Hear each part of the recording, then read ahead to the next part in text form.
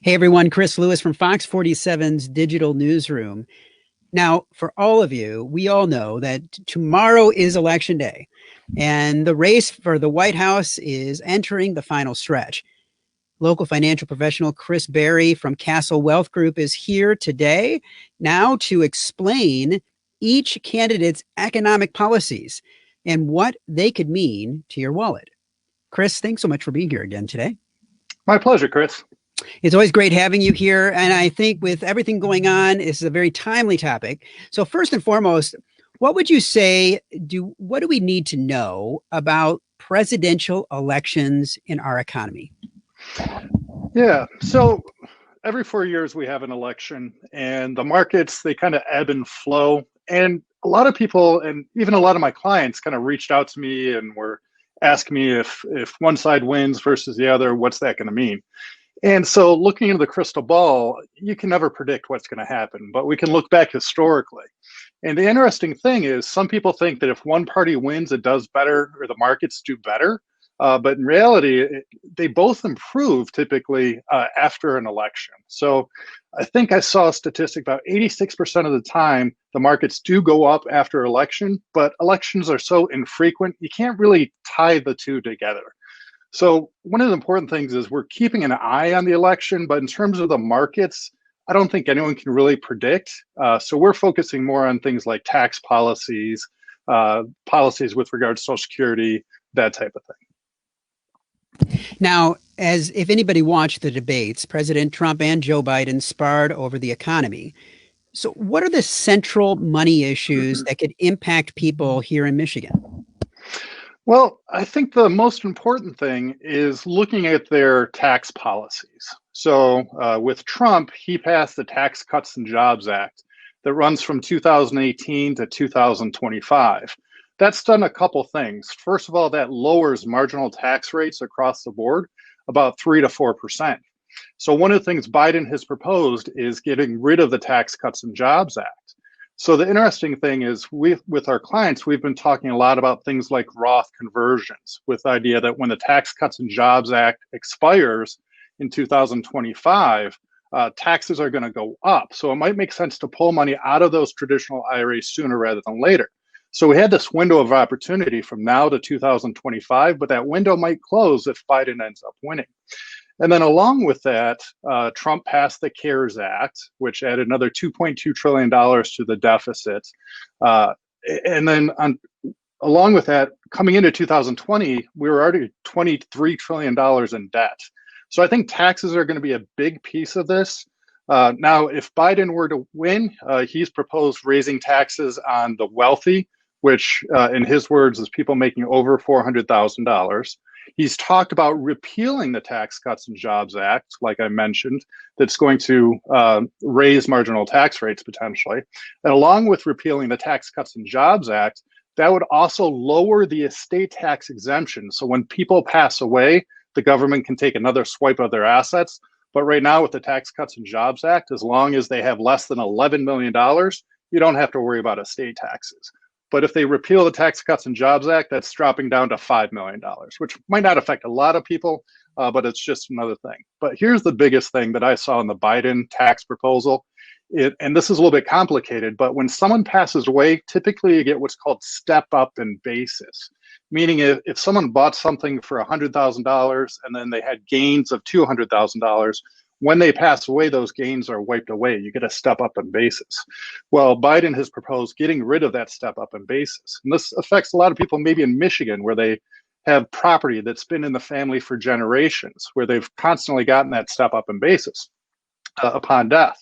Well, that might disappear. So that family farm that was purchased way back when, if you were to sell that upon death, might be a lot of hidden taxes. And that's something that I see on both of these parties, is that with the crazy 2020 we've had, we're going to have to probably raise taxes in one way or another. And one is through marginal tax rates or through some of these stealth tax raises, like getting rid of the step up in basis. Now, I know that one other piece there is Social Security. And what are you seeing in regards to Social Security differences in between the two candidates? Yeah, well, we need to start off understanding that Social Security needs some help. Where if you look at your statement, they say unless changes are made by 2034, they're going to be able to pay out 76 cents on the dollar. So we know that there's has to be some change in the Social Security program. The interesting distinction here is that Biden has talked about raising Social Security, and he proposes that through taxing the wealthy. And Trump, he's talked about getting rid of, he's already deferred the payroll tax, and he's talked about maybe in his second term getting rid of that entirely. And the interesting thing is that's one of the biggest funding sources for Social Security. So to break it down, Biden wants to try to raise Social Security benefits for individuals. Trump, he's talked about changing some of the funding for Social Security. And I think the final piece in regards to looking at the different debates that you see some differences on and some major differences on is when you look at coronavirus relief. What are you seeing in the differences in between the plans there? Well, no one expected this 2020, that's for certain. Trump had passed the CARES Act previously, which provided some stimulus money, but from a tax perspective, it added another $2.2 trillion to the deficit. And the pandemic's really hurt Michigan. We have unemployment right now about 8.5%. And so both sides have talked about some type of proposal after the election, which kind of makes this kind of interesting to watch. Biden has said that he's hoping to add another $2 billion to the economy to help aid individuals. Trump has talked about adding a second package that might add another $1 to $3 trillion in benefits or stimulus to the economy. So both are addressing the coronavirus pandemic. Now, I know that you were talking about the markets and how the markets respond to elections, but personally, I know that sometimes people are definitely, a lot of people are concerned about what is going to happen with the outcome of this. And some people may take a little bit more reactionary stance, some don't. So ahead of elections, what steps should we take before, as it comes to looking at our money? The first thing is just take a breath and stay calm. This has been a crazy year. This is not the time to make emotional decisions, especially with regards to your money and your retirement. I would just take that deep breath and then understand that you should have a plan. And you should have had a plan coming into this election, but now maybe it's time to revisit that plan. And understand that probably one of the biggest risks moving forward, I think there's two big risks that I've been talking to my clients about. The first is market volatility. So we had a gut punch back in March where the markets dipped. And if you look at the unemployment, the state of the economy, there might be another dip coming. So you have to have a plan for that dip, a portfolio to weather all the seasons. And then the second big risk is tax risk. Like I said, coming into 2020, we were $23 trillion in debt. And then we passed the CARES Act, which was another $2.2 trillion. Both sides are talking about a second stimulus package. We might be coming out of 2020, $30 trillion in debt. And so it's important to think about having a plan for taxes, a tax plan. And I'm not talking about just tax preparation, but I'm looking at a tax plan, looking at taxes not through a micro lens of minimizing your own taxes in 1 year, but through a macro lens of minimizing taxes over your lifetime and what you're leaving the next generation. So the big things, take a breath, try not to make emotional decisions, and then have a plan for volatility and a plan for taxes. Now, as you're thinking about a plan, a lot of that comes down to also preparing for the future. What tips do you have for people to prepare for the future as they look at the election and beyond?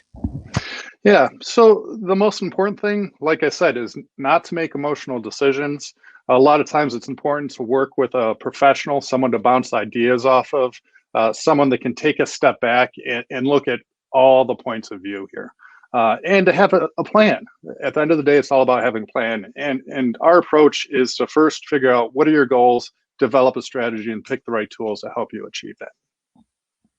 Now, if people want to find out more about you, Chris, and what you do, if they want to connect with you based on some of the things that you've said, where should they go to get more information? Yeah, you can go to our website, castlewealthgroup.com, or you can give us a call anytime at 844-885-4200. And one resource I'd love to share, because we're all about education and connecting with our clients these days. We do a webinar every Wednesday at 1 o'clock where people just submit questions. We answer those live. And you can actually register for this by going to wisdomwebinar.com.